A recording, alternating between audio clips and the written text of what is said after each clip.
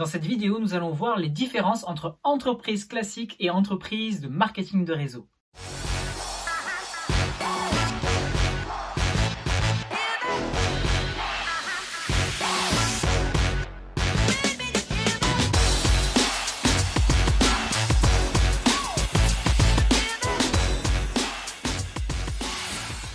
Bonjour à toutes et à tous, ici Ronny Bépari, coach et formateur en marketing relationnel. Si vous voulez recevoir des conseils et astuces pour réussir plus rapidement dans votre entreprise de marketing de réseau, je vous invite à vous abonner à la chaîne et à activer la cloche pour recevoir les notifications et donc les prochaines vidéos.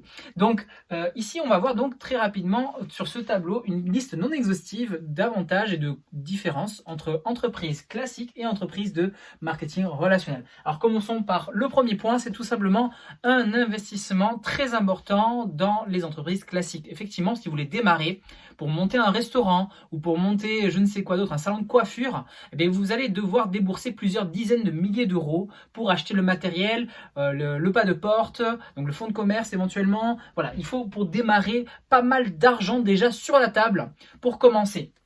Ensuite, c'est pas tout. Il faut recruter et gérer des employés, les former, les accompagner et aussi gérer les problèmes, les employés malades, les employés qui sont pas là, les employés en vacances, etc. C'est vraiment un bordel. Vous pouvez me croire, j'en ai une petite expérience.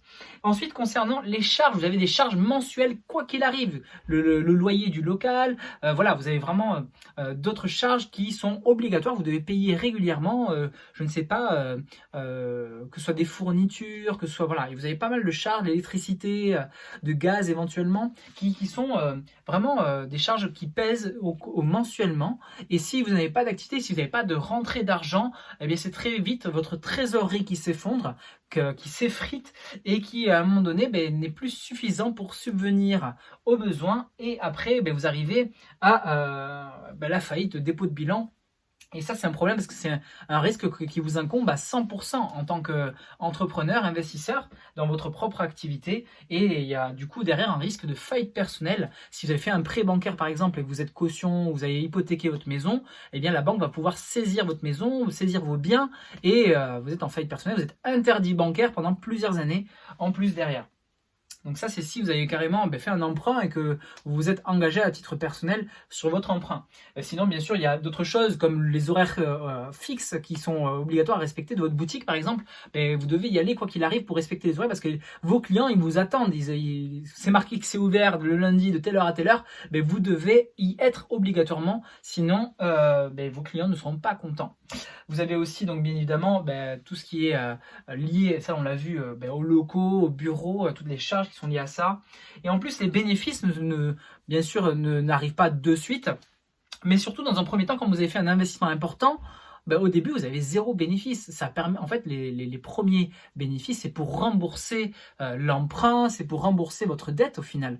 Donc voilà ce qui se passe au début. Et après, une fois que vous avez fini de rembourser, oui, vous avez bien sûr des bénéfices. Si c'est bien géré, ce qui varie entre 0 et des 10-20% dans la plupart des affaires, et encore 20% c'est beau. Voilà un peu ce qui peut vous attendre dans la partie classique. Et je pense que des entrepreneurs peuvent témoigner ici. Pour ma part, j'ai rencontré vraiment beaucoup d'entrepreneurs. Dans ma famille aussi, il y a des entrepreneurs. Et je peux vous garantir que tout ceci est vrai pour la plupart d'entre eux, bien évidemment. Alors, il existe des exceptions, mais voilà ce qui se passe pour la plupart des entrepreneurs classiques. Côté MLM, départ à faible coût. En fait, pour démarrer votre entreprise, l'investissement, c'est pas des dizaines de milliers d'euros, c'est pas des centaines de milliers d'euros. Et pourtant, le potentiel de revenus est le même. Vous pouvez faire des dizaines de milliers d'euros de revenus, voire beaucoup plus, grâce à ce très faible investissement de départ. La plupart des entreprises de marketing réseau vous proposent un pack pour démarrer, compris en moyenne entre 200 euros et 2000 euros. Voilà, donc ça n'a rien à voir avec les dizaines de milliers d'euros pour démarrer votre franchise, démarrer votre entreprise, acheter un fonds de commerce. Voilà, on est ou centaines de milliers d'euros. Si vous voulez ouvrir un McDo, c'est même 1 million d'euros entre l'emprunt et l'apport personnel. Donc voilà, ça peut aller très loin comme investissement de départ. Là, on est seulement entre 200 euros et 2000 euros en moyenne, donc entre les différentes entreprises qui existent dans le marketing de réseau. Ensuite, vous avez un marché mondial. En fait, votre boutique, côté classique, si vous ouvrez un salon de coiffure, imaginons, eh bien, c'est destiné aux gens de la ville ou du village. Eh bien, là, en fait, l'entreprise de marketing réseau, ça va être soit un produit en dropshipping grâce à travers Internet, soit un service. Tout ceci se fait via Internet. Et donc, du coup, c'est un marché mondial qui vous attend. Et même si vous avez besoin de développer en physique, pour X raisons, vous avez une entreprise que je ne connais pas, où vous ne pouvez vendre que en physique dans votre ville. Eh bien, à travers le recrutement et le développement de votre équipe, vous pouvez parrainer quelqu'un dans une autre ville, qui parraine quelqu'un dans une autre ville, qui parraine quelqu'un dans un autre pays, eh bien, vous finissez par avoir une organisation internationale et donc une distribution du produit et services international, et donc vous touchez des commissions sur un chiffre d'affaires mondial. Voilà la puissance du marketing réseau. Et ce n'est pas tout, vous n'avez pas d'employés à gérer.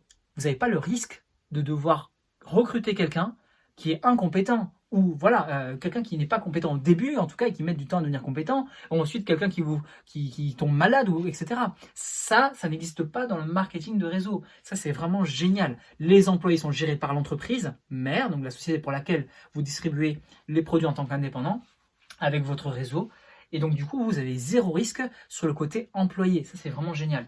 Horaire flexible. Et ça, c'est hyper important parce que du coup, vous pouvez l'adapter à votre plan A, à votre CDD ou CDI. Actuellement, vous travaillez dans un job. Eh bien, votre entreprise de marketing réseau, vous allez pouvoir le développer vraiment quand vous avez le temps. Il y a des semaines où vous n'avez pas le temps, mais vous faites 0 heure. Et si vous avez le temps, vous faites 1 heure, 2 heures, 4 heures, 5 heures, 8 heures, 10 heures, et pour ceux qui ont plus de temps, bien plus.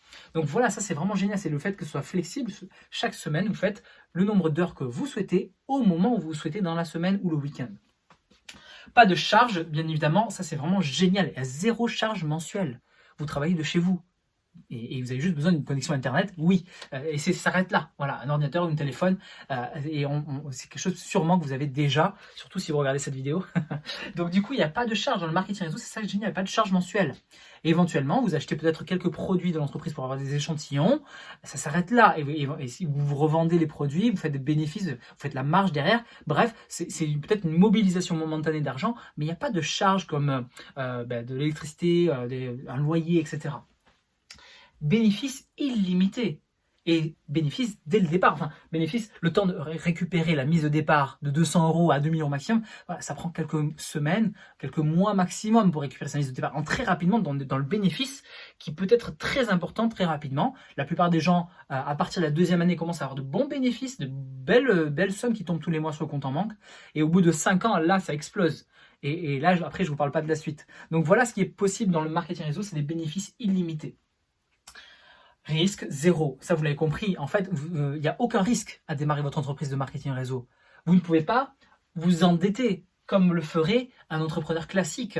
Vous n'allez pas faire un emprunt bancaire pour 200 € ou même à 2000 €. Enfin, voilà, peut-être un petit prêt à la consommation, mais vous n'allez pas être interdit bancaire parce que vous avez fait faillite, vous avez investi 50 000 € dans votre boulangerie et ça n'a pas marché et vous fermez les rideaux.